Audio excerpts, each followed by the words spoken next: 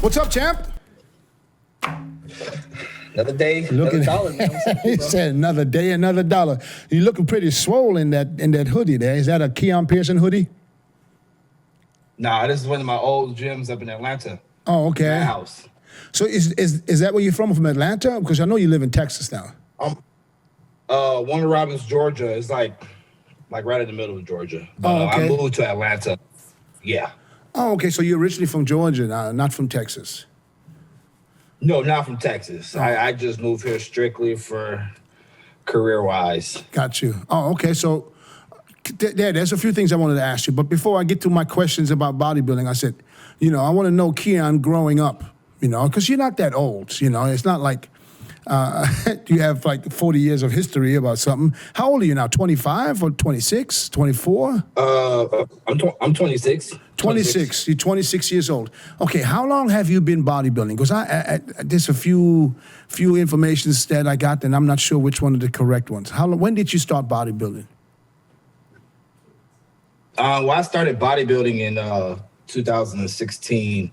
It was nothing special, just one of those things where someone tell you should compete, you should do a show. Mm-hmm. I guess just due to my genetics. I played football all my life, so I was already an athlete. I had an athletic build already. I already had a good base.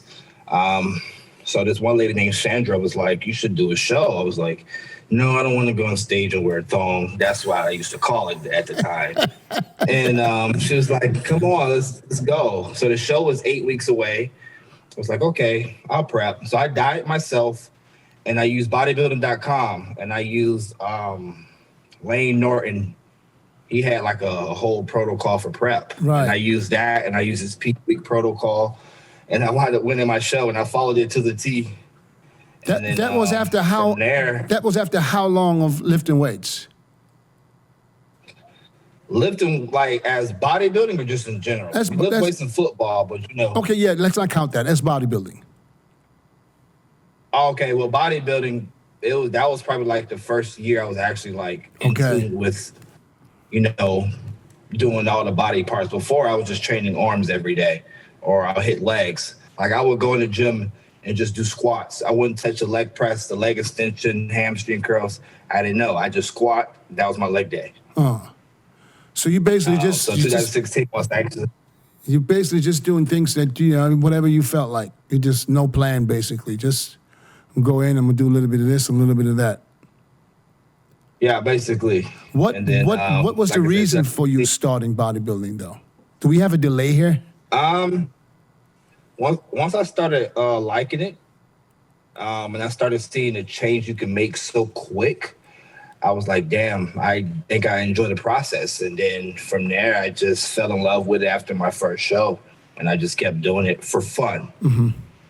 And once I started like winning shows, I was like, maybe I can actually do something with this. My second show was Lee Haney Classic.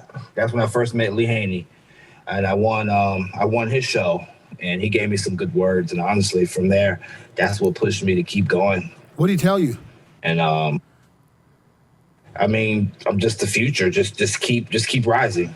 Just get better. Like you're the future. He just saw so much potential. I didn't see it at the time, but it was just amazing hearing his words. Period. Oh yeah, it had to be.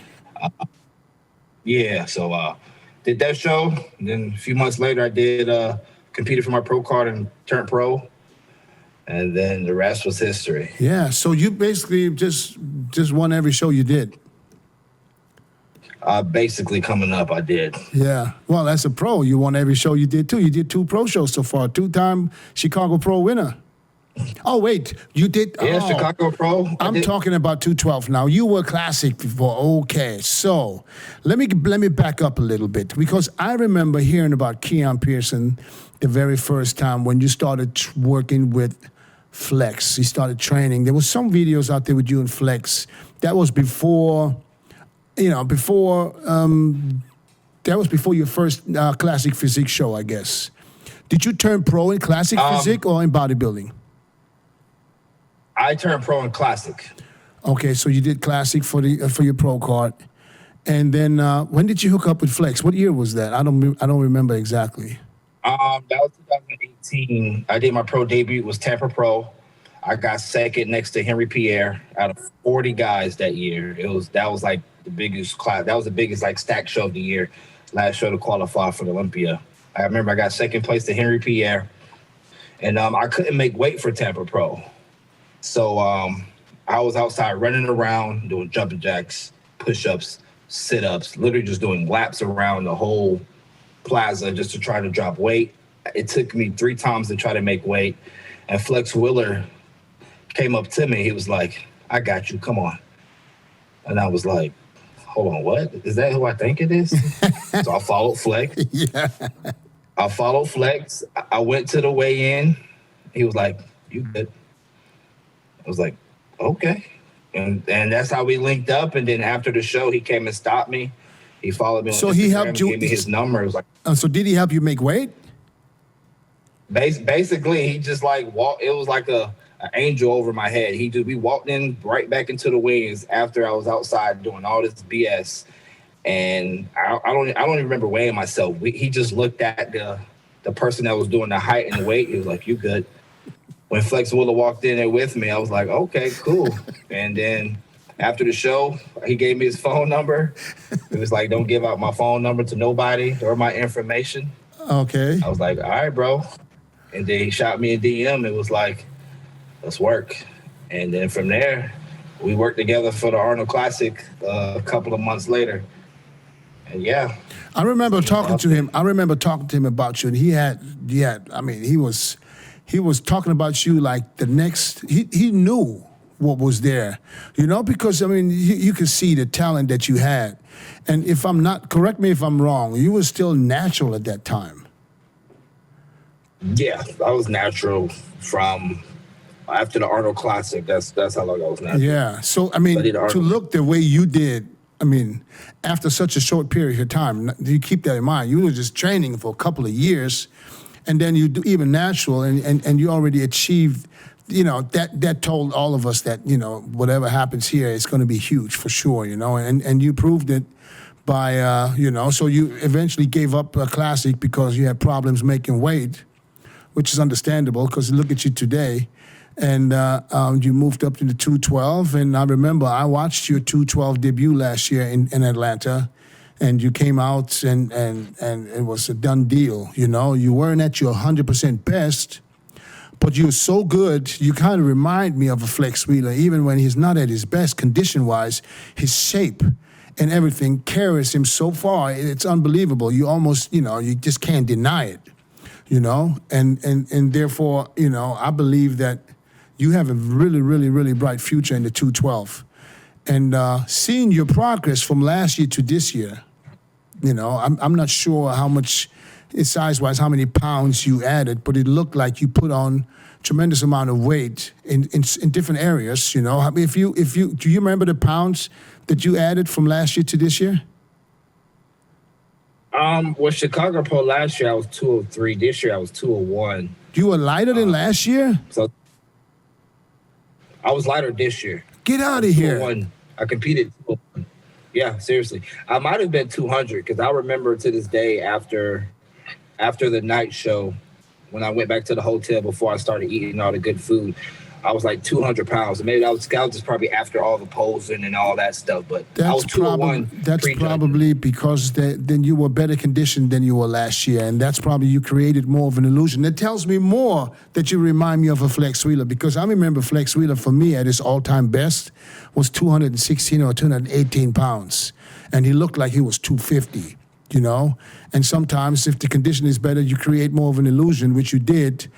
But still, everybody's talking about Keone as a future potentially this year, 212 Mr. Olympia. So, I remember last year, I don't know, for whatever reason, you pulled out of the Olympia for some different reasons. I'm not sure what it was exactly. I don't know if you can elaborate a little bit and tell me what the problem was. Yeah, for sure. Do you want to talk about that? It was more so on the. Yeah, it was more so on the depression side. Uh-huh. I was going through a lot of mental battles with demons and stuff. I'm glad you brought it up because I know people watch this stuff, and just to be able to touch people that deal with mental battles and or mental illness or whatever the case. And that's what I was dealing with for the whole Chicago Pro Prep 8 weeks out. So I was dealing with that for my whole entire Chicago Pro Prep. And after I did the show, I knew I wasn't going to do Olympia. I already said in my head, like, there's no way I can prep another like 9-10 weeks for the Olympia. Not because of diet, not because of the training. You know, social media just kind of took it out the way, like, oh, Keone didn't look this way, so he don't think he gonna come in 100% for the Olympia, or he's scared to go against them and that. Yeah. You know, just the people that talk, and, you know, and it was just more so just really a depression, more personal things on a personal level. It was either bodybuilding or it was either me living on this earth. It was some really deep stuff. So it was, yeah, it was deep. A lot of people don't understand. It was very deep. It was very deep. That's why, you know, when I did when I was talking, I don't know if you saw, but I was crying on stage after I won this year. Yeah, I remember. I was there. To me, it was really deep. Like it was either compete, finish these last 9-10 weeks, or my life. It was very, very deep. People don't understand until they get in those shoes. When you're in that depressed state, man, it's different. It's a whole different ball game. So what did you do from last year to this year to get out of there? Just surrounding myself by just different environment. This is like the reason why I moved to Texas. Okay. The environment, you know. Joe Weider's Olympia here in Orlando, Florida. A little bit strange coming out of Las Vegas for all of those years. Good evening, and welcome to the event that nearly never happened.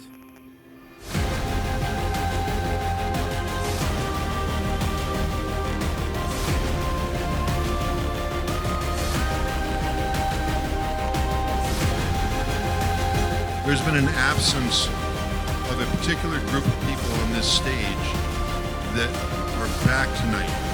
Tonight I'm here to say, welcome back to Miss Olympia.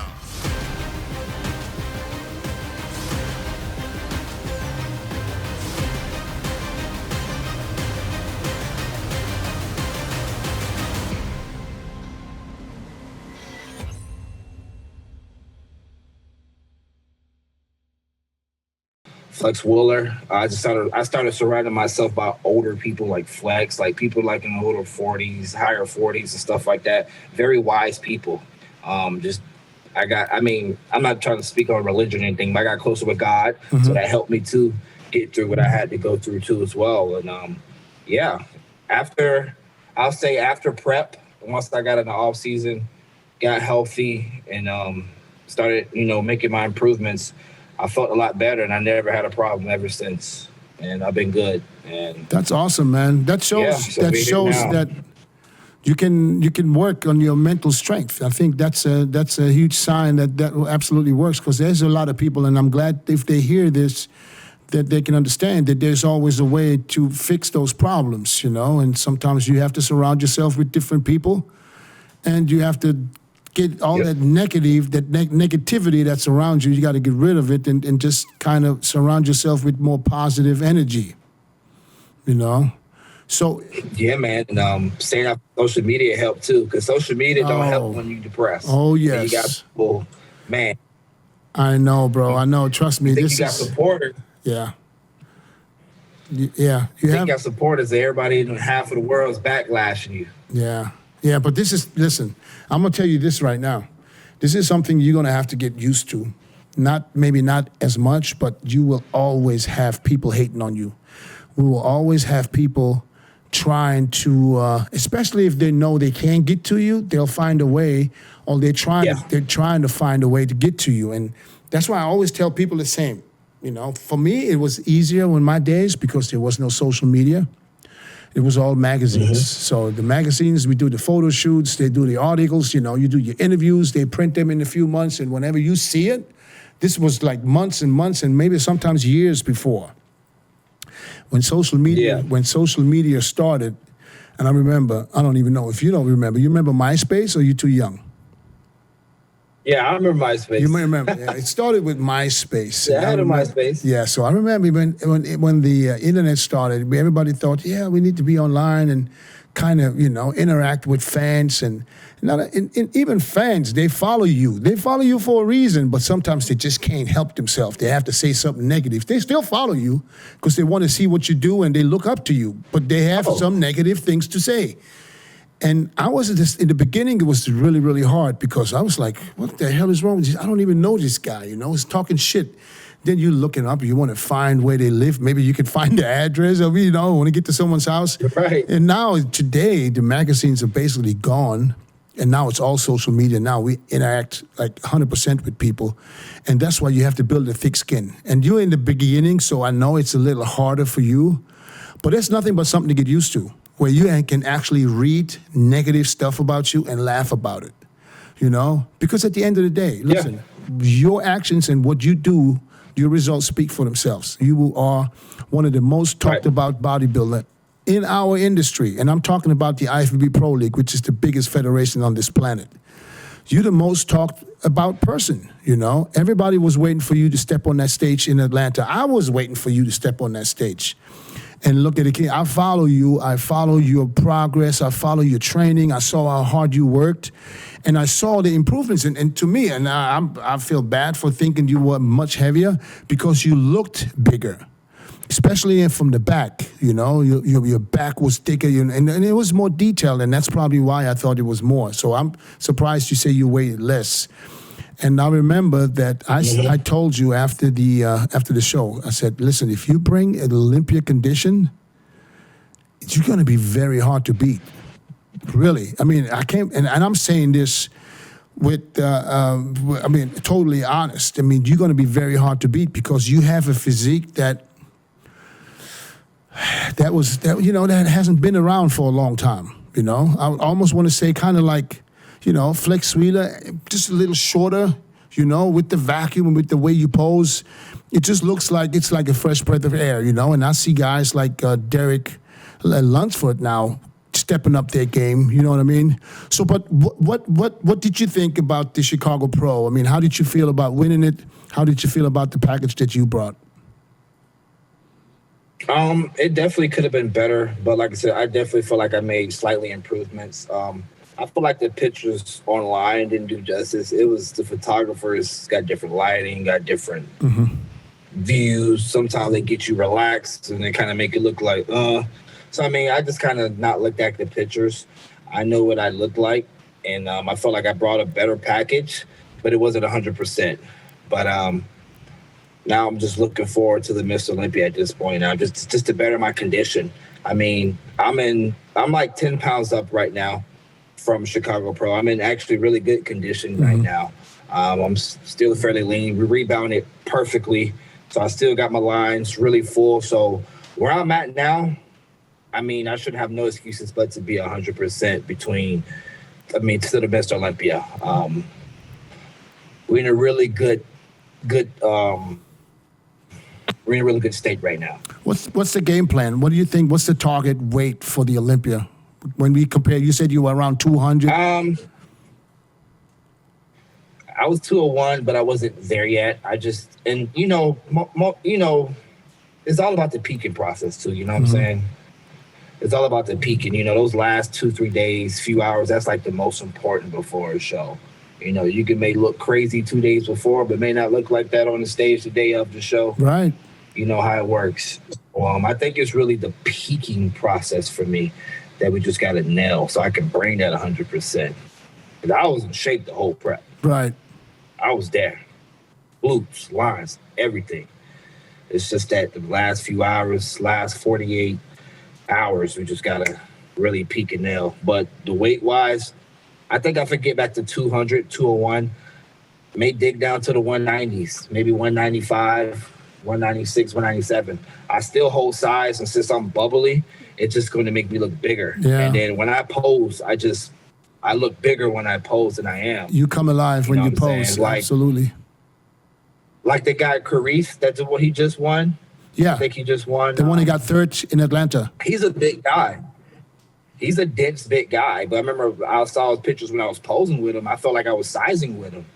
I felt like he was bigger than me. He was dense. Yeah. I think when you're dense, you just look bigger. And I just felt like, you just create so much of an illusion. It's unbelievable. When you stand there relaxed, and now the first pose is the front double biceps. You open up so much in that pose, you look like you are 10 pounds bigger than everybody else next to you. You know, and it's also because you can suck that vacuum in so much it makes your lats flare. It looks unbelievable. You create an illusion. If somebody would have asked me before I talked to you just now, I said, how much did he weigh on that stage? I would have said, between 208 and 210. Because I know you can't be over 212, so that's what I would have guessed. You know, because when you're saying you were lighter than last year, that's unbelievable. You know, that just shows how much of a talent that you are. And that you don't have to worry about size and weight. You can just, for you, it's all about condition right now because it's you're not that old, so that muscle is not as mature as someone that's 40 years old that's been training for 25 years. You know what I mean? So once you get there, then it's going to be ridiculous, you know. And that's why I asked you that question at the interview. I said, do you really want to retire after you turn 30?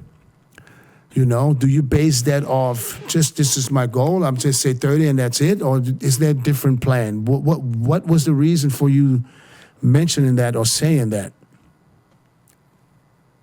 I mean, I just think bodybuilding is a chapter in my life, to be honest. Mm-hmm. You know, I always feel like I'm more than just a bodybuilder.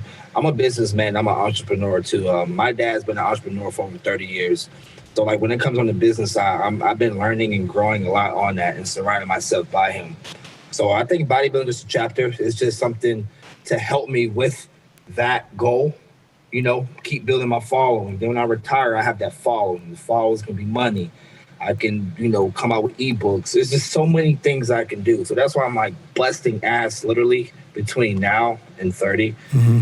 And then, you know, live life and do stuff. You know, I don't want to follow a diet. I'm just being honest. I don't want to follow a macro diet plan for the rest of my life. I'm just saying, man.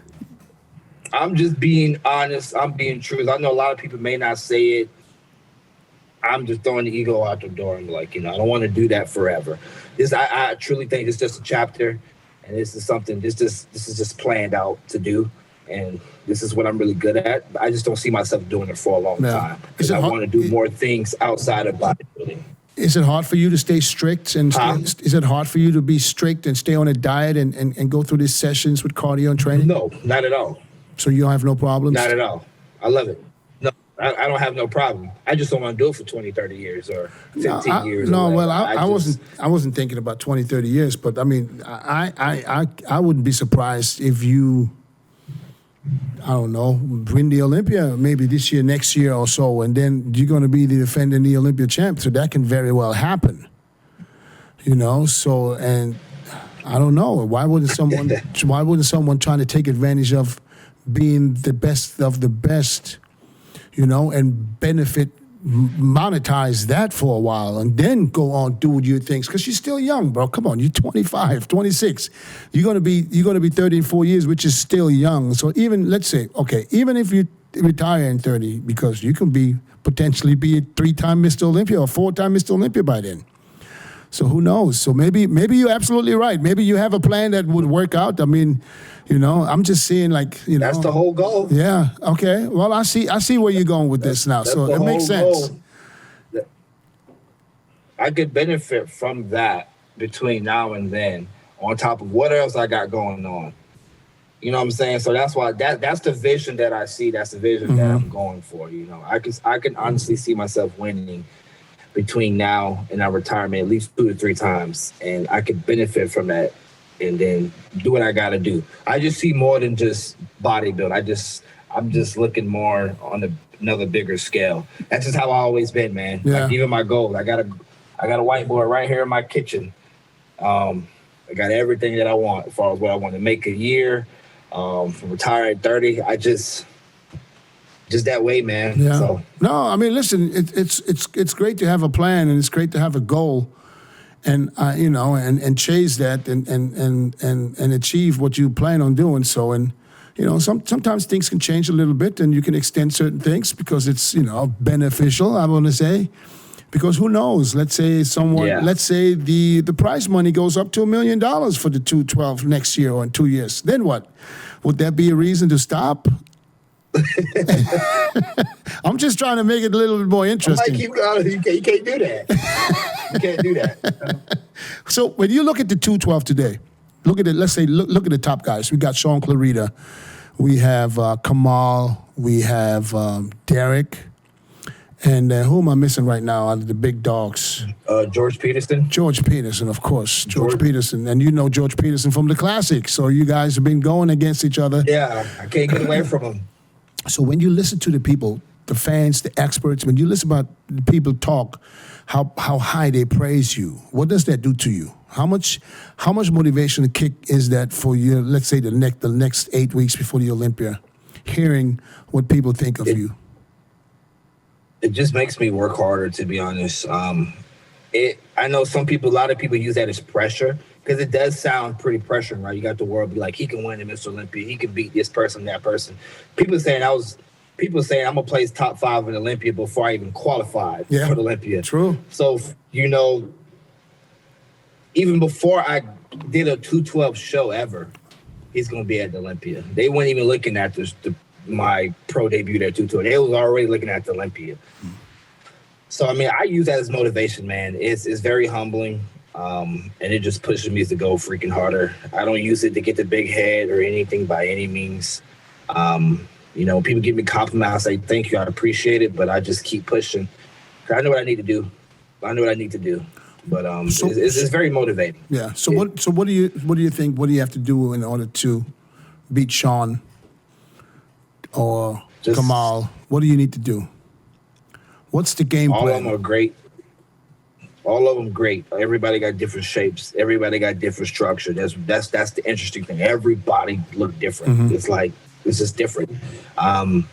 Just coming hard as nails. I don't think I have that many weak points. I would consider myself balanced. I can always work on things, but I don't really have a weak point people could just target and just point at me. So I was just conditioning, man. As long as I just come in hard as nails as Sean, I definitely feel that I can win this year. Just coming hard. I can pose great. I'm great when it comes to posing, especially when Steve liked to test us, hold us poses. I feel like I achieved that very well. Learned that from Flex Wheeler. I keep my composure very well. Just conditioning, man. I think everything else is there. Mm-hmm. Just nail condition. I believe is mine. Who you think? Sure. Who you think is the guys in the top 5 right now from last year? Who do you think is the one that's for you the hardest to beat? And of course, we have to mention the champ now. But whose physique do you think is the closest to you? I've always been a fan of Derek Long's physique. He got a nice little. He's very balanced. He has a classic shape with a lot of muscle, small waist, vacuum. I'll probably say that's probably like the closest to me in the top 5 when it comes to physique wise. Just because he can hit the vacuum waist.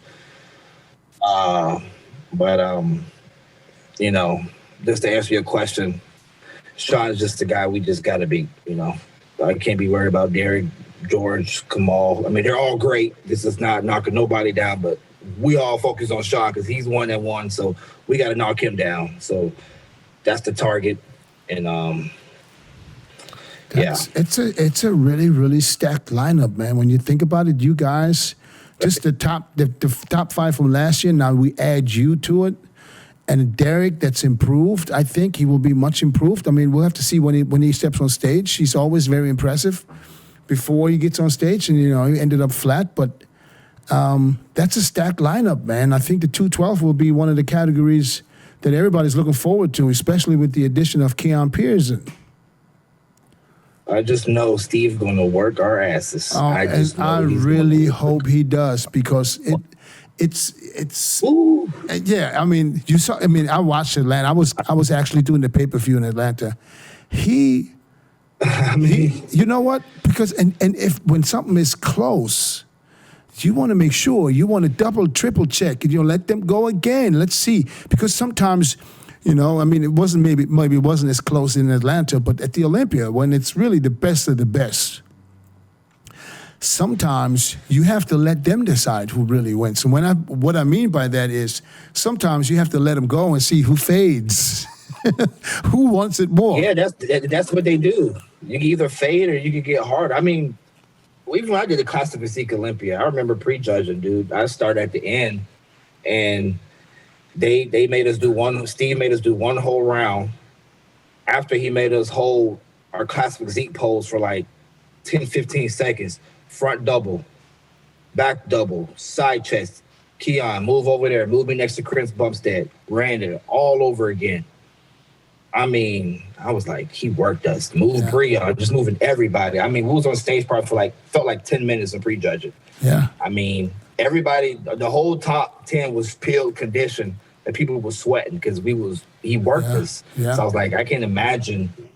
I mean, but it's going to be fun. I'm glad he did this I'm glad he does this the way he does, because I think, that gives the ones that are in shape, the ones that are, prepared, that gives them the chance to show how good they really are.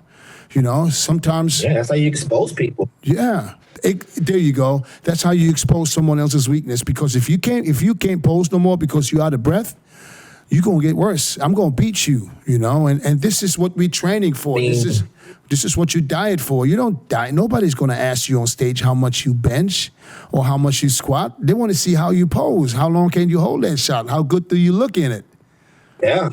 If that guy's a little bit harder than me, but if I'm holding my poses effortless, he's on that stage just shaking, trying to catch his balance on that back double, Steve's going to move me in front of him. Yeah. I bet you money he will. Yeah. It happened plenty of times when I competed. How much time? It's just... I'm sorry. I think we have a delay here. No, you're good. Because when you stop talking, I can still hear you at the end. How much time do you invest in posing? I really started hitting posing hard typically around 7 weeks out. 6 weeks out, I'll start really nailing those poses. With me and Flex used to go over a lot. I'll do holds. I'll do a lot of rounds after fasted cardio. So yeah, pretty much every day. So about 30 minutes, 40 minutes, an hour? Oh, about 20 minutes. I don't do an hour anymore. About 20 minutes. But I just feel like it's just like a second nature thing for me now. Yeah. Just focus on the mandatories. Yeah. I'm very big on pose. I do a lot of posing online too. So, but I do about 20 minutes total, and I may do probably 10 rounds. I used to watch old Flex Wheeler videos, and him and Charles Glass, they'll just do rounds after rounds after rounds after you train and stuff. And that's kind of how I treat my posing. Mm-hmm. And it helps, posing helps with conditioning, Yep. Brings out more lines. A lot of people don't know that. I mean, posing is working out, dude. When you're flexing for so long after you posing, you're already pumped up. Your legs are pumped from holding them. Yep. So it's just a workout. It's just going to make you look better at the end of the day. Yeah. Yeah, it's true. And I tell this to everybody. I said, listen, you train, you diet, you work for this stage time that you have. And you have, about 10 minutes of stage time. It feels like hours, but it's literally only 10 minutes. And you should be able to hold your poses for 10 minutes, because we're talking about the best of the best here, and it's a Super Bowl. You want to be Mr. Olympia, make those guys work. I told Stephen Atlanta, make them work. Yeah. People always ask how I got here. I was willing to work just a little harder than everyone else. Every damn day. If I can have hundreds of hours back, I'm gonna grab them. Spending hours prepping chicken, rice, and vegetables, F that. I rely on perfect nutrition. I rely on trifecta. Make them work, because that shows who really wants it the most, and that was very, very obvious last year in the open class with Rami, because I did the same with him. I was drilling him on posing every day, several times. Yeah. Several times a day at the worst, when he was at his worst, right after he gets up, immediately after cardio, immediately after working out, and sometimes in between, and you know how it is in the last weeks, 2-3 weeks out. Last thing you feel like doing after you do something is pose. You want to sit down, leg up, don't do nothing. But and that's the times where you have to be ready to do it, because at the end of the day, you don't get to tell Steve, listen, that's enough. And right, you got to do it while you're tired. Yeah, and it was very obvious again in Atlanta. So I'm glad you realized it. I think a lot of other guys will realize. I said, like, oh shit, we're going to have to be on our A game when it comes to posing this time, because Steve is going to work us. He's going to work us, but it's going to be good. I'll be ready for it. How excited are you though to go to the Olympia in the 212 this year? Man, I'm so stoked. It's just because what I went through last year, I didn't finish it. So my whole goal this year is to finish it. Is to finish this shit. And I'm so excited, man. I'm in Destination Dallas up in Texas. I'm in a great environment around one of the best pros around the world, like Hunter Labrada, just all these people, man. So I'm excited. I'm in a great environment. And so just be able to prep it's pushing me to the next level, man. My training is next level at this point. Did you change anything from Atlanta training-wise for the Olympia? Is there any changes? No, I've been training the same. I don't make any changes. It's been working, so I don't feel the need to change. What about diet-wise? What are you changing in order to make sure you be in more conditioned for the Olympia? Just got to be more in a lower caloric deficit. That's pretty much it, really, man. I mean, right now, I'm like still like in a rebound growth phase, but we're hitting the hammer 8 weeks out, which will be this Friday coming up. But right now, I'm about like at 500 grams of carbs. Wow. I'm not even gaining a pound. My body fat is dropping. Right now I'm like 209 right now, but I can't even gain an ounce of fat right now. I'm just body's just burning. Like, your metabolism. We're just gonna hit the hammer. We caught the rebound perfectly, so I didn't go crazy or nothing. My face fills out very fast once I started introducing the food, but I promise that the body is. You're one of the guys that we should not judge you by your face, because you look like there's very few guys that they have that fuller look in their face. They're still in shape. That has nothing to do with the face. Some guys you can see when they're all sucked in, you say, all right, he's in shape. But then you kind of more remind me of kind of like a Kai Green, in face. If you judge him by the face, you'll be like, he's not in shape. But don't get it twisted. Don't get it twisted, man. Please don't get it twisted. But so, I didn't want to bring this up, but, rest in peace to John Meadows. I was actually about to work with him. I just sent my check-ins to him before he passed away. That's why I was going to work with going towards the Mr. Olympia prep. Oh, so that's a very sad story yesterday. Very unexpected, because, I know John for many years too, and I remember last year when he had the heart attack, and he was very open with everything, and that, he basically explained everything he was going through, and it was looking very well. I mean, 2 weeks ago he was in Atlanta. He was well off, and everything was fine, and it was a shock when I heard it yesterday was it yesterday or Sunday? I think it was Sunday morning. I think it was Sunday. Yeah, Sunday morning I found out. I got a text from someone, and I didn't believe it. I was like, wait a minute, no. So when I called, I called Sean, and Sean answered the phone.